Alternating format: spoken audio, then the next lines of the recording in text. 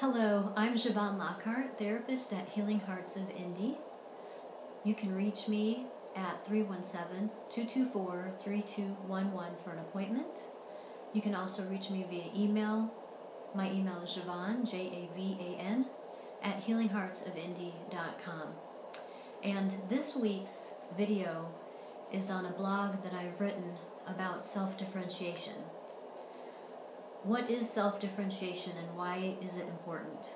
First of all, in therapy, self-differentiation is one of the key things we teach right at the very beginning of therapy sessions as a client or a couple begins to enter into recovery. And the reason this concept is taught in the very beginning is because we're trying to change certain behaviors and reactions between family members, couples, and a person's perspective of what is the truth about what they're responding to in life. It's important because the very first parts of therapy are about changing a person's perspective and getting away from the things that have been blocking them from the fulfillment and satisfaction of an intimate connection with their partner, and also what's been blocking them from an intimate connection with themselves, in order to live a fulfilling and happy life. So what is the lack of self-differentiation? The lack of self-differentiation is being very reactive. What we call reactive is an overreaction to an event or what someone has said or done to you or has influenced you in your life. And again, we deal with some of the more hurtful things like affairs, addictions, disconnect, lack of sexual intimacy, lack of intimacy in marriages and in relationships. And how we respond to all these types of different conflicts matters and says a lot about how we're wired. Your reaction to how you respond to your life events and everything that goes on around you is very important to understand. When we're not aware of how we are reacting to what's happening to us, it's like being on autopilot. And if you're on autopilot, we're not able to change the things that we need to change. In therapy, we do not teach how to change or control someone else, but we teach how to manage and find better options for your reaction and your understanding about what's happening to you. That's very important in being able to understand self-differentiation. Again, the opposite of self-differentiation would be what we call enmeshment, and that means feeling a reaction and working it out through the other person that you're feeling a reaction to, rather than understanding your reaction first and being able to suspend your judgment and hold your reaction until you understand why you are reacting the way you are. Again, in dealing with things like affairs and betrayal, addiction, some of the more difficult things in life, as therapists, it does sound and seem very normal for people to have a negative and angry reaction. However, we don't want people to remain trapped inside of that angry, dark space in their lives. Moving forward through recovery and learning from that experience and seeing that experience as an opportunity is much more beneficial than to stay trapped within the concepts of anger and resentment. And the only way to do that is to understand that everyone has a different way of reacting to the negative events in their lives, whether it's from childhood or adulthood or in the near past or in the current present. So, I'll be looking at some notes here just to explain what self-differentiation is not. Self-differentiation is not an intolerance for differences of opinion. It's very normal for husband and wife to be two different people and to see a lot of things and approach problems very differently. The lack of tolerance for that difference shows a low sense and level of self-differentiation. A low sense of self, or a decreased sense of self, means not knowing yourself very well, not understanding your limitations, your own flaws, and your own capacity. Also, an increase in reactivity and impulsive behavior. A lack of capacity for distance, an intolerance for distance, a low tolerance for being alone, and a low tolerance for personal insight, not being able to see yourself fully, flawed, and also all of your good qualities. And also, one of the key components of identifying that someone is struggling with low self-differentiation is that dealing with your own personal emotions ends up coming out as a projection onto someone else. So if I feel very angry about being hurt, I may instead become very angry with somebody on the outside and blame them for how I feel, rather than be able to deal with that myself first.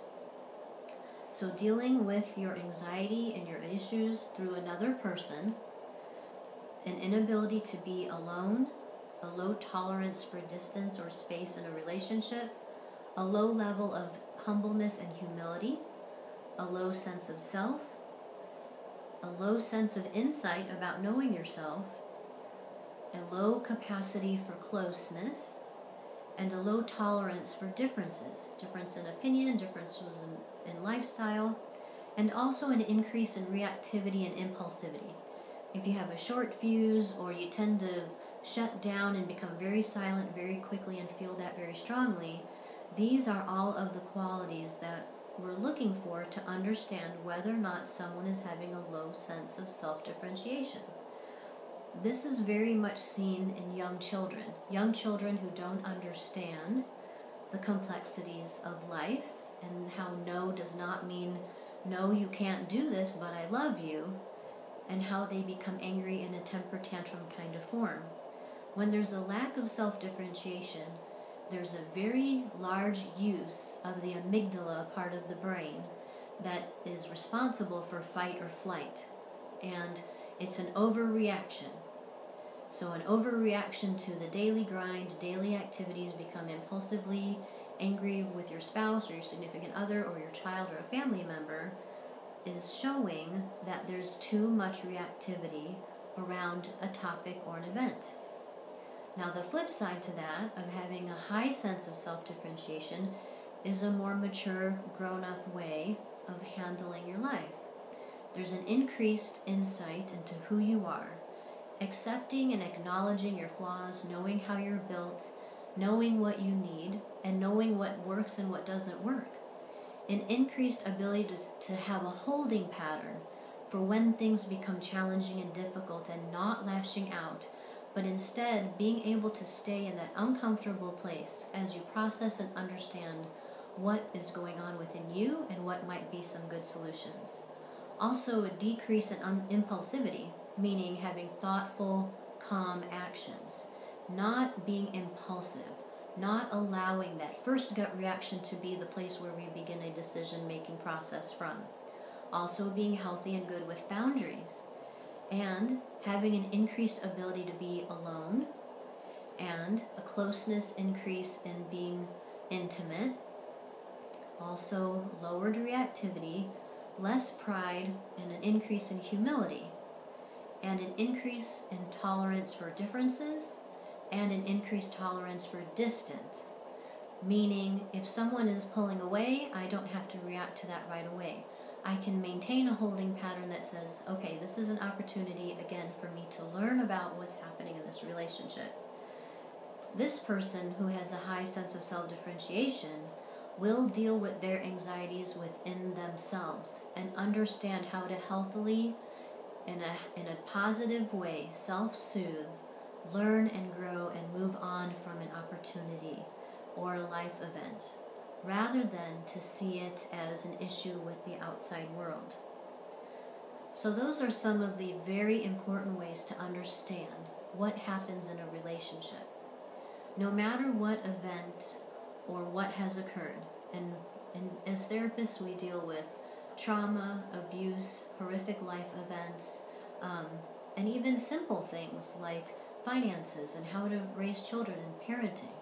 But the most important thing to remember is that you are your own source of decision making. And if you're making decisions based in fear, using that amygdala part of the brain that uses fight or flight, then you're using a low self-differentiated position to think about how to process and what to do next. If we use our full brain and understand where we would like to see ourselves and move from that place, then we are using a higher sense of self-differentiation, and we do not hold other people responsible for our reactions.